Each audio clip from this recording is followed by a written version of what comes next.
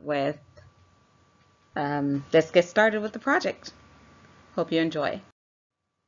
So, what is globalization? Basically, everybody knows what the internet is. So, the internet opened up a floodgate of opportunities for businesses and consumers, as well as suppliers, to interact with each other directly. So, for example, if you need to buy a necklace, you no longer have to go into a brick and mortar store to buy a necklace. You can look online and search thousands of stores for the same necklace with the right search criteria. You can look at pricing. A lot of stores are now doing what they call price match. And so because of that aggressive pricing and, wanting to make more money and move the goods quickly, that has led to globalization. So I can stay here and shop in the comfort of my own home and make a purchase from a store in China, or in the US, and wait to get that shipped to me. And so that has given the consumers the upper hand in a lot of situations. So before we spend our money, we do a lot of research. We also put pressure on the businesses to meet our demands, because now they're competing for market share and also for consumer. So thanks to the internet and technology, that that led to the increase in globalization. And also a lot of companies now, because the pricing, you can get stuff cheaper. There's so many knockoffs, generic version of a famous brand product. People will revert to that. So now pricing, a lot of companies have to lower pricing just to make ends meet, or just to, bring in some sort of profit, or they find themselves with the goods. So let's take a look at globalization and the impact. So basically, it requires companies now to communicate in ways that transcend space and time. So no longer do we have any obstacles. We've got the internet, we've got brand reps, we've got social medias, we have influencers who now are getting the word out there, and they're doing this in real time.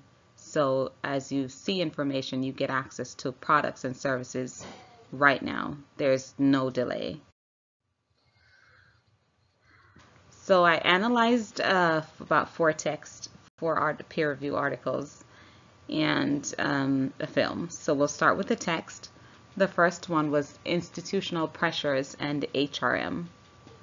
The second one was competitive dynamics in an emerging economy. Then we have the third, globalization, employment, and the workplace. The fourth is employees' work stress, which is very important. By taking a look at how globalization affects competitive pressures, we see how that also affects employees' health and happiness. So let's take a look at institutional pressures and HRM. After analyzing this article, I was able to see the correlation between competitive pressures and human resources management.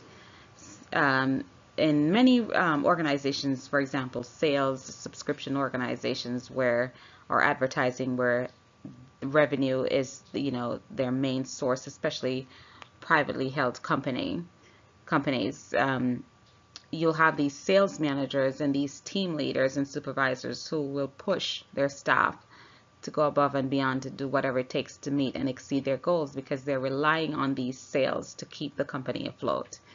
And so you look at an organization's internal dynamics, including pressures for change, power dependencies, and the capacity to implement change.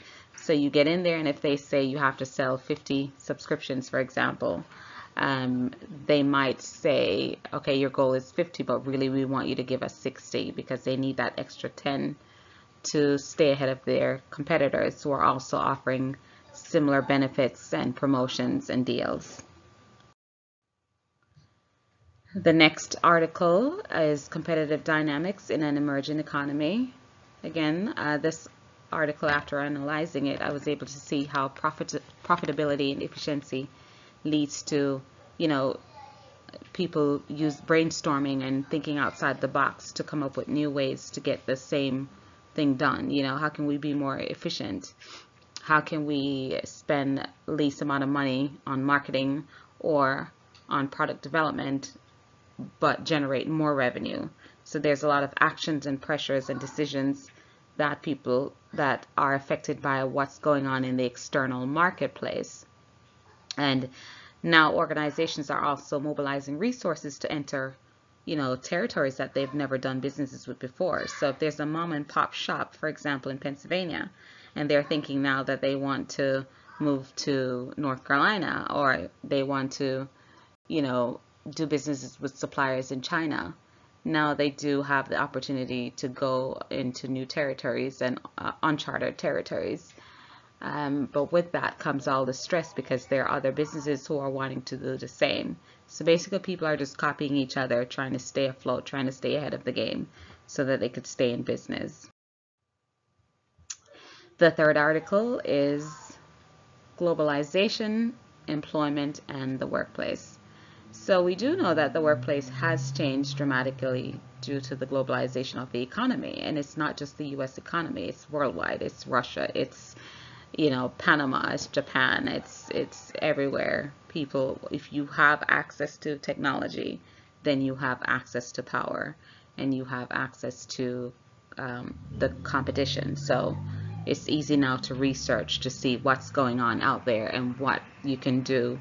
If you can't beat them, join them, or just come up with something that is very strategic and that will be profitable as well. The final article was Employees' Work Stress. So now the businesses are out there competing with each other. It's cutthroat. Everybody wants a piece of the pie. Everybody wants to be the best, the biggest. Everybody wants to stay in business. Companies, they're not charities. They're not all charities. So they need money to stay afloat. They need money for marketing, money to pay their staff, money to pay their rent, money for equipment, money to grow and market the company, and money to accomplish their goals. And so with this environmental stress, that often transcends into work-related stress, because now you have these employees who were hired to do this job, or they have a certain quotas to meet, and then maybe every week the quotas change, or every month they have to give more, and so you only have 24 hours in the day, and people have family obligations, they have things to do outside of work, but they have their bosses who are demanding more and more, and so that can lead to work-related stress, poor employee performance. It could also lead to alienation and tension between managers and their staff. Also, you find in high pressure packed environment, a lot of times you'll find a high turnover rate. It's hard to retain employees who are stressed. One of a great film to piggyback on what I just said was the film The Devil Wears Prada. If you've seen that, The Devil Wears Prada. If you've seen that film, you'll see the correlation between competitive pressures and poor employee relations in the workplace. So for this, I used the methodology was the interaction analysis method, because I believe that was a great tool to see the dynamic between Anne Hathaway's character and her boss, Meryl Streep, how the bullying, the alienation, that poor girl worked so hard to please her boss, but her boss also had pressure. So sometimes pressure comes down the chart. So because of the need to be the best in the fashion industry, or fashion magazine industry, the boss was under a lot of pressure to perform, to deliver, to meet expectations, and in turn they passed that pressure downward to their employees. So you can see how people react when they're under stress. Very stressful and tense situation. You can see the nonverbal languages, the dialogues, the technology, the behavior, and the expectation, and the end result, which is typically alienation, in cases where it's a severe bullying in the workplace and you just cannot, and you reach an impasse and there's nowhere else to go.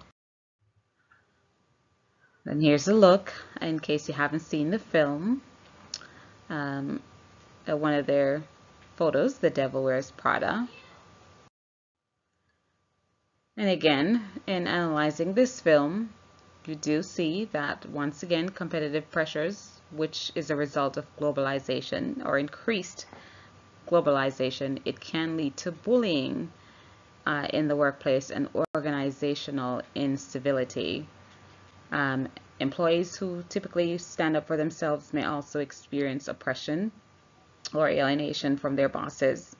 And there are certain distinctive features of workplace bullying. The first is the presence of a power imbalance. So clearly in the film you can see power imbalance between Meryl Streep's character and Anne Hathaway's character. And that usually when someone has a lot of power, that can lead to fear and intimidation. And then the second is the behavior is repetitive. You definitely could see day in and day out this poor girl dreaded going to work. A lot of employees do feel that, they get that dread going into work to deal with their horrible boss. And the third is that it has a negative effect on the victim. Typically in workplace bullying, the employees are not happy and they're usually looking forward to leaving to go somewhere else because they don't want to work for an organization that they don't feel as if they belong, or if they feel as if they're asked to give more than what they can really give to their job. So in conclusion, it is proven that as businesses pursue profitability in a global context, it put pressures on individual wages and working condition and employee relations and the environment. Competitive pressures do have a lot of impact on our economy. Just last year, two major chains, women's fashion clothing chains, The Limited and Nasty Gal, they filed for Chapter 11 bankruptcy. Macy's also followed shortly, announcing that they would close 68 stores. Sears said that they would be closing 150, and Walmart is simply just cutting hundreds of positions because they did not generate enough sales and revenue to keep those stores open, which will have a negative impact on the economy, the U.S. economy, once you have all these employees now who are without jobs and benefits. They simply cannot keep up with this fast pace. People are using social media influencers to market their products, which is much cheaper. People are wanting stuff. Consumers are much more savvy, and so they know what they want, and they want what they can get at the lowest price possible. So in conclusion, again, increased globalization will definitely lead to competitive pressures for businesses and also for employees, which will equate poor employee relations. And here's a photograph of Sophia. She's the founder of Nasty Gal, and she was the one, her company filed for bankruptcy last year along with The Limited. Thank you so much, and I hope you enjoyed my presentation.